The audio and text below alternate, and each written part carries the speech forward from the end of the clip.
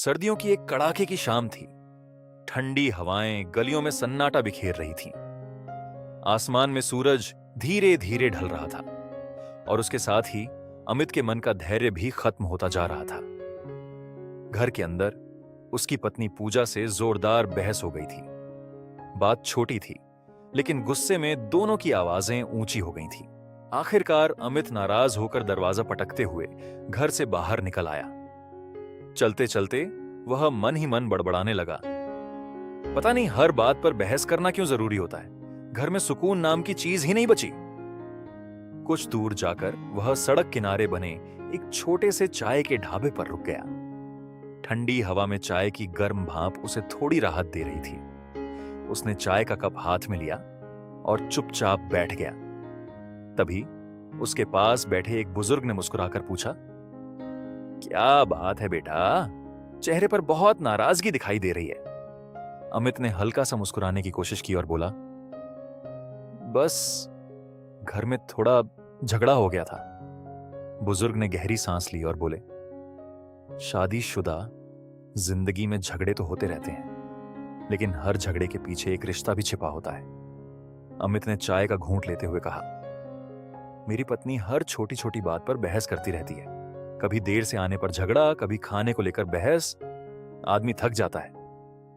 बुजुर्ग कुछ पल शांत रहे, फिर उनकी आंखों में हल्की नमी उतर आई।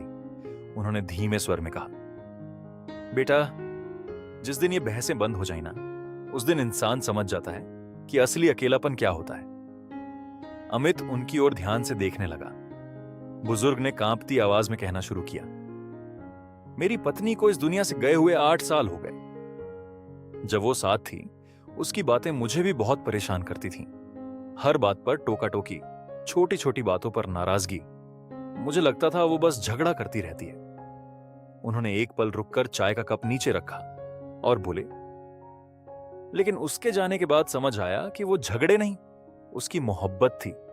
उसे मेरी परवाह थी, इसीलिए लड़ती थी। अब उनकी आंखों से आंसू बहने लगे थे। उन्होंने भर्राई आवाज में कहा, आज घर बड़ा है, पैसा भी है, बच्चे भी हैं, लेकिन घर में वो अपनापन नहीं रहा। अब कोई ये कहने वाला नहीं कि दवाई समय पर ले लेना, गर्म कपड़े पहन लेना, इतनी देर बाहर मत रहो। अमित का दिल भीतर तक कांप उठा। उसे अचानक पूजा की सारी बातें याद आने लगीं। उसका इंतजार करना, समय पर खाना देना, देर होने पर बार बार फोन करना, ठंड में उसकी जैकेट निकाल कर रखना। उसे एहसास हुआ कि जिन बातों को वह रोज झगड़ा समझता था, वो दरअसल प्यार जताने का तरीका था। अमित तुरंत उठा, चाय के पैसे दिए और तेज कदमों से घर की ओर चल पड़ा। जब वह घर पहुंचा तो उसने देखा पूजा दरवाजे पर खड़ी थी। ठंडी हवा में भी वह बिना स्वेटर के बाहर खड़ी उसका इंतजार कर रही थी। उसे देखते ही पूजा गुस्से और चिंता भरी आवाज में बोली, कहां चले गए थे? फोन भी नहीं उठा रहे थे।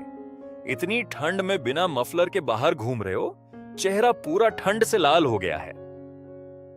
अमित कुछ पल उसे देखता रहा, फिर हल्की मुस्कान के साथ बोला, और तुम खुद बिना शॉल ओढ़े यहां खड़ी हो?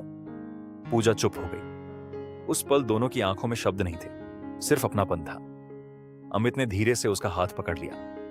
अब उसे समझ आ चुका था कि जीवन में सबसे अनमोल वही इंसान होता है जो हमारे लिए लड़ता भी है, डांटता भी है, लेकिन हर हाल में हमारा साथ कभी नहीं छोड़ता।